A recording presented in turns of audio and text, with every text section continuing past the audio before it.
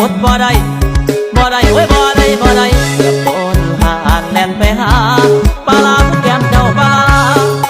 ผู้แก้มเจ้าปลาละแม่นเจ้าลอยผัวมาหรือเปล่าละน้องหรือว่านวลเนื้อทองยังโสดอ่องตองบ่ทันมีใครถือว่าเป็นแม่ห้างผัวเจ้าปลาล่างให้คนเดียวได้อ้ายไปทั่วเมืองไทยบ่เคยเห็นไผน่ารักเท่าเธอบ่เคยเห็นไผน่ารักเท่าเธอได้มาเจอ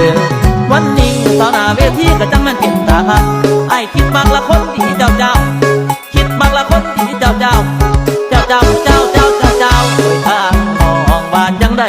สำหรับทางตัวอ้ายมันพอตายแล้วตั้งแต่พอเนี่ยอุ่นแก้มจนพุ่นถ้าเจ้าหักอ้ายผู้หักอ้ายฟังเด้อละที่ว่าทุกฟังมีสู้พี่ก็จะป่า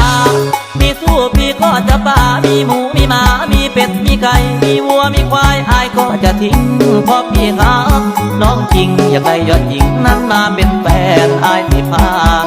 แดนควงเจ้าทั่วแดนที่อ้ายไปลำว่าจังไร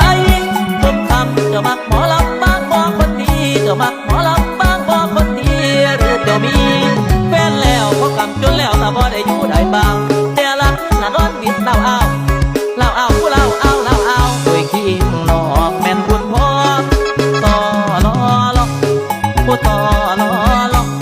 กินดอกให้เจ้าข้าวอ้ายเนี่ยพอได้มาแววผูกแขนซอยละอวยพรน้องให้อยู่ดีตาหน้าเวทีละมีแต่คนงามผู้บ่าวหมอลำที่ตายน้ำงามอ่อนผู้เอวอ่อนละอ่อนใจหมอลำมักเด็กคนงามสาวลำเตยมักเด็กคนงาม